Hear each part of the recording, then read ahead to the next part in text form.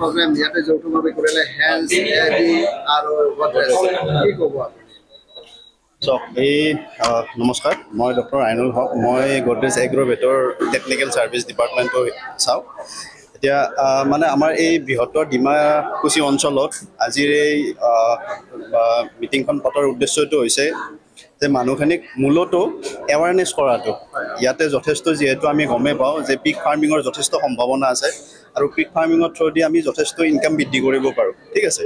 তো সেইখিনিৰ কাৰণে কি হ'ব, আমি মানুহখিনিক প্ৰথমতে সতৰ্ক কৰিব লাগিব যে বৈজ্ঞানিক পদ্ধতিত কেনেকৈ সোনকালে ডাঙৰ কৰিব পাৰি, বেমাৰ আজাৰৰ পৰা কেনেকৈ বচাব পাৰি, আৰু সেই পৰিপুষ্টিটো যিটো খাদ্য আছে, খাদ্যটোৰ মানে কি ভূমিকা আছে, তেওঁলোকৰ মানে সেই গাহৰিকেইজনীৰ মানে ইমিউনিটিৰ কাৰণে কেনেকুৱা ভূমিকা পালন কৰে, সেই বিষয়ত মানে জনাবৰ কাৰণে, তাৰপিছত কেনেকৈ সময়ে সময়ে পেলু দৰৱ কেতিয়া দিব লাগে, ভেকচিনেশ্যন কেতিয়া কৰিব লাগে, আৰু বেমাৰ যিহেতু আমি এতিয়া গমেই পাইছোঁ মাজে মাজে কিছুমান জেগাত মানে বেমাৰ ওলাইছে, তো সেইখিনি মানে ৰোধ কৰিবৰ কাৰণে বা বেলেগ যাতে স্প্ৰেড নহয় তাৰ কাৰণে কেনেকুৱা উপায় অৱলম্বন কৰিব লাগে, মূলতঃ সেইখিনিৰ কাৰণে আমাৰ যিখিনি মানে ফাৰ্মাৰ আছে তেওঁলোকক ইয়ালৈ মাতি অনা হৈছিলে।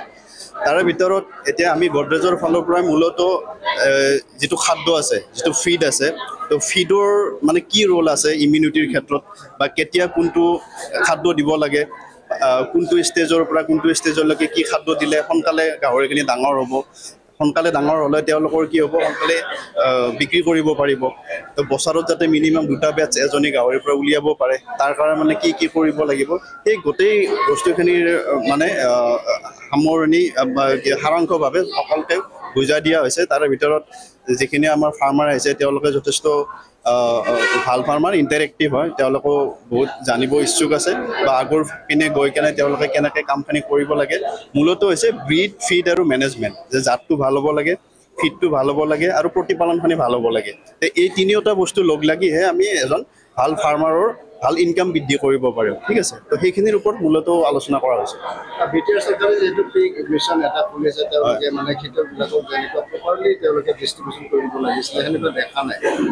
হয়, মানে একচুৱেলি চাওক, আমি এইটো ব্যক্তিগত খণ্ডৰ পৰাই আহিছোঁ, তো গডৰেজ এগ্ৰ'ভেটৰ ফালৰ পৰা আমি যিখিনি খাদ্যৰ বিষয়ে সেইখিনি আমি ক'ব পাৰোঁ, কিন্তু সেইখিনি আপুনি যিটো কুৱেশ্যন কৰিছে মষ্ট প্ৰবেবলি আমাৰ যিটো বিভাগীয় ডক্টৰ আছে তেওঁ ভালকৈ উত্তৰটো দিব পাৰিব।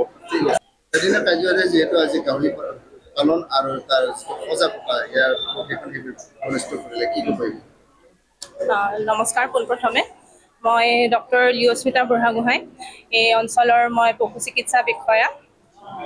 আজি এই অনুষ্ঠানত আচলতে মই বিশেষকৈ এটা উদ্দেশ্য লৈ পিনি অনুষ্ঠানত আজি মই মোৰ মানে ট্ৰেইনিংটো প্ৰদান কৰিব আহিছিলোঁ। সেয়া হৈছে বৰ্তমান আমাৰ অসমত কিছু কিছু অঞ্চলত বহুত ক্ষতি কৰি থকা এটা বেমাৰৰ বিষয়ে মই এই অঞ্চলৰ ৰাইজক অৱগত কৰিবলৈ আজি এই অনুষ্ঠানত আহিছিলোঁ। সেই বেমাৰটোৰ নাম হৈছে আফ্ৰিকান স্বাইন ফিভাৰ। আৰু যিহেতু এই বেমাৰটোৰ কথা আমি সকলোৱে জানো যে বেমাৰটোৰ কোনো প্ৰতিষেধক নাই, আৰু এই বেমাৰটোৰ কোনো নিৰাময়ো নাই, একো ট্ৰিটমেণ্টো নাই। সেইকাৰণে এই বেমাৰটোৰ পৰা আমি পৰিত্ৰাণ পাই থাকিবলৈ, বা এই বেমাৰটোৰ পৰা আমাৰ গাহৰিখিনিক আমি বচাই ৰাখিবলৈ আমি কি কি মানে ষ্টেপ লোৱা উচিত, কি আমি ইয়াৰ কাৰণে আমি ব্যৱস্থা কৰিব লাগে, সেই বিষয়ে সবিশেষ জনাবলৈ আজি এই অনুষ্ঠানত মই চেষ্টা কৰিলোঁ।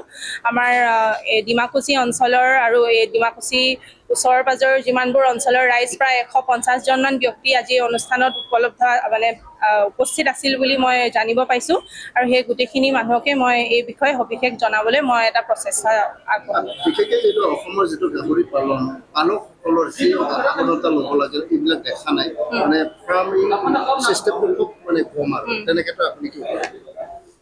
এতিয়া প্ৰথমতেতো হৈছে যে ফাৰ্ম এখন কৰিবলৈ বহুত কিছু মূলধনৰো প্ৰয়োজন। আমাৰ গাঁৱলীয়া ৰাইজৰ মাজত সেই বিষয়ে খুব সজাগতাও কম। লোন কি লোন ইত্যাদিৰ কাৰণে এপ্লাই কৰিব পাৰে, হয়তো সেই বিষয়ে সজাগতাও কম।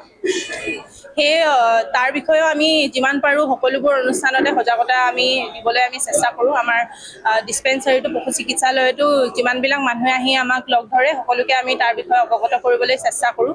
তাৰে মাজত এতিয়া আগৰ কথা মই ক'ব নোৱাৰিম, কিন্তু মই ইয়াতে জইন কৰাৰ পিছত আমি দেখিব পাইছোঁ যে খুব সৰু অৱস্থাৰ পৰাই মানে বহুত কিছু ফাৰ্মাৰে আগবাঢ়ি আহিছে। এতিয়া অলপ ভালদৰে গাহৰি পালন নিজৰ হাতত লৈ পিনি মানে লাভান্বিত হ'বলৈ আগবাঢ়ি আহিছে আৰু সেই সকলোবোৰ ফাৰ্মাৰকে আমি আমাৰ ফালৰ পৰা যিমান আমি ছাপোৰ্ট আমি দিব পাৰোঁ আমি দি আহিছোঁ।